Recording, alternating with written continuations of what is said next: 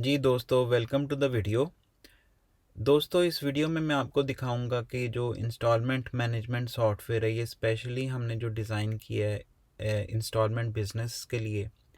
कोई भी हमारे भाई हैं जो इंस्टॉलमेंट से रिलेटेड काम कर रहे हैं, किस्तों पे लोगों को चीज़ें देते हैं, वो इस सॉफ्टवेयर के ज़रिए अपनी तमाम की तमाम कस्टमर्स को, सप्लायर्स को, तमाम अपने स्टॉक्स को ऑर्गेनाइज़ करके रख सकते हैं। किसी भी टाइम पे क्लिक करके वो ये देख सकते हैं कि भी इस वक्त मेरा स्टॉक जो है कितना दुकान पे पड़ा हुआ है, इस वक्त कौन कौन से कस्टमर्स हैं, कितने कितने कस्टमर्स ने पेमेंट करनी है, किस किस सप्लायर को हमने कितनी अमाउंट पे करनी है। तमाम की तमाम चीज़ें इसमें हैंडल भी हो जाती हैं, मेंटेन भी हो जाती हैं। आप सिंगल क्लिक पे अपनी तमाम इन्फॉर्मेशन को ऑर्गेनाइज करके भी रख सकते हैं। तो इस वीडियो में ख़ास तौर पे हम इसका जो एक्सपेंस मॉड्यूल है उसके बारे में बात करेंगे। ज़ाहिर है कि कोई भी बिज़नेस है उसमें एक्सपेंसेस होते हैं। अगर आप अपने एक्सपेंसेस को नोट नहीं करेंगे तो वो आपके जो है ना वो पर्सनल पॉकेट से पे हो जाएंगे, आपको पता भी नहीं चलेगा। ठीक है ना। जब आप देखना चाहेंगे कि भी इस वक्त मेरा बिज़नेस जो है प्रॉफिट भी निकाल रहा है कि नहीं, या कितना अमाउंट है जो मुझे प्रॉफिट में मिल रहा है, तो वो आप नहीं देख पाएंगे अगर आपने प्रॉपर तरीके से अपने एक्सपेंसेस को हैंडल और मेंटेन नहीं किया होगा।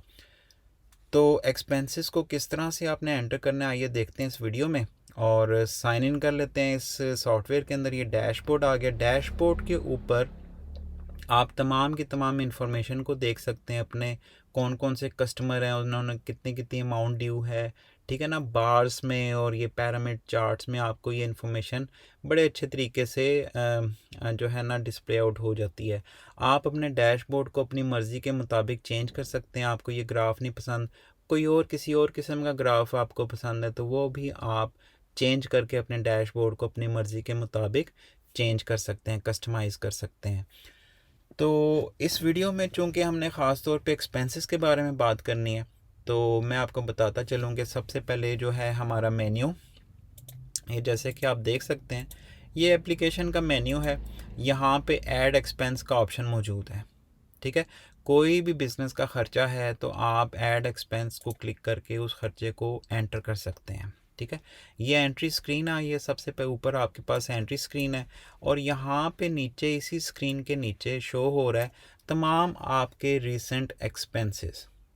अब रीसेंट एक्सपेंसेस से क्या मतलब है, जो एक्सपेंसेस आपने एंटर करते जाएंगे वो आपको जो है ना रीसेंट जो भी एंट्री हुई एक्सपेंसेस की, वो आपको इसी विंडो पे शो होते जाएंगे। इन केस कि आपने किसी एक्सपेंस को एडिट करना है, दोबारा से ठीक करके लिखना है उसकी अमाउंट या उसका कोई भी चीज़, तो आप इसी स्क्रीन पे किसी भी एक्सपेंस को आप ये क्लिक करके एडिट कर सकते हैं। एडिट मोड में आने के बाद वो एक्सपेंस जो है ना एंट्री के लिए अवेलेबल हो जाएगा।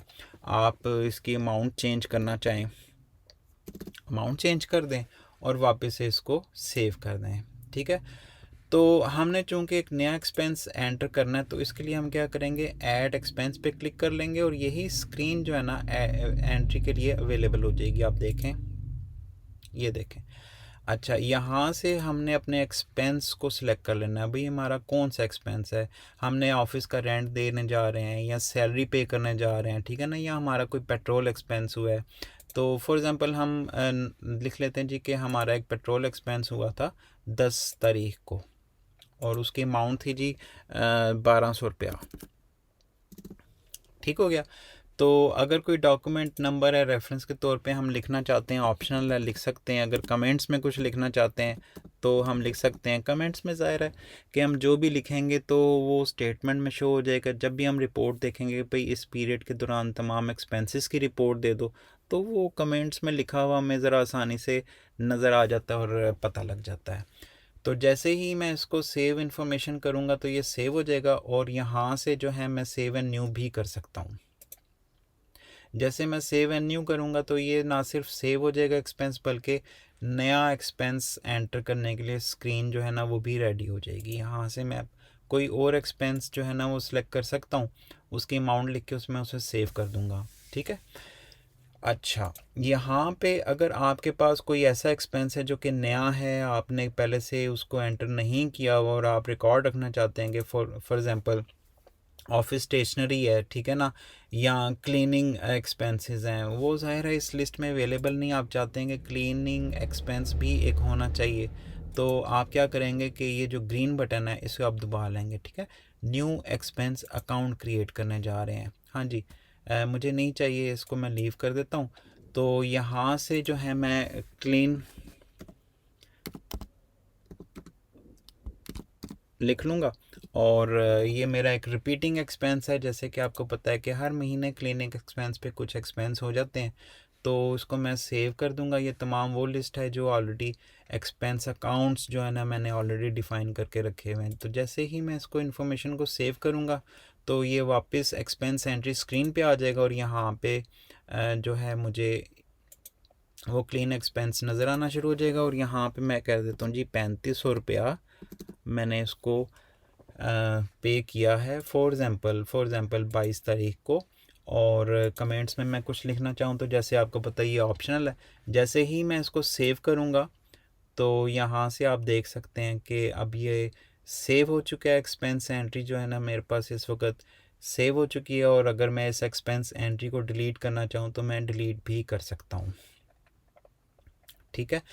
तो वापस हम होम पेज पे आ जाते हैं। होम पेज पे आने के बाद मैं आपको दिखाना चाहूँगा कि एक्सपेंसेस की जो रिपोर्ट है उसमें आप कैसे जा सकते हैं, देख सकते हैं। तो आपने सिंपली क्या करना है कि रिपोर्ट्स का जो ये मेन्यू है इस मेन्यू को आपने खोल लेना है, ठीक है। और यहाँ पे एक्सपेंसेस रिपोर्ट आपको नज़र आ जाएगा। यहाँ पे expense report dates automatically selected हैं करंट मंथ की। जैसे आप देख सकते हैं कि 1 मार्च से लास्ट मार्च तक की डेट सिलेक्टेड है।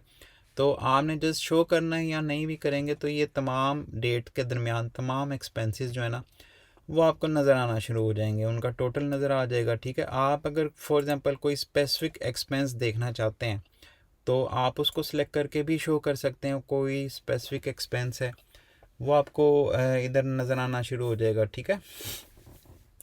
तो ये जो सॉफ्टवेयर है ये हमने उन लोगों के लिए, उन भाइयों के लिए बनाया है जिनको कंप्यूटर ऑपरेट करना नहीं आता। ये सॉफ्टवेयर आप अपने शॉप के ऊपर एक टैबलेट डिवाइस लेके भी रख के तो उसे पे भी यूज़ कर सकते हैं। बहुत ही इजी, बहुत ही सादा वे में इसको डिज़ाइन किया ताकि हमारे जो भाई जिनको बिल्कुल अकाउंटिंग नॉलेज नहीं है या वो कंप्यूटर में एंट्री करना नहीं जानते तो वो भी सॉफ्टवेयर को यूज़ कर सकें, अपने बिज़नेस के अकाउंट्स को ख़ुद मेंटेन कर सकें, ठीक है ना।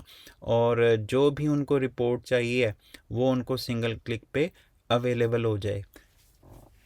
तो इस सॉफ्टवेयर में और भी काफ़ी तरह के फ़ीचर्स हैं, मैं जो दूसरी बाकी जो वीडियोस हैं उनमें एक्सप्लेन करता जाऊंगा। तो इस वीडियो में जैसे कि हमने देख लिया कि एक्सपेंसेस को किस तरह से हैंडल करना है, मेंटेन करना है, एक्सपेंसेस की रिपोर्ट कैसे देखनी है, तो वो आप देख सकते हैं। Thank you very much for watching this video.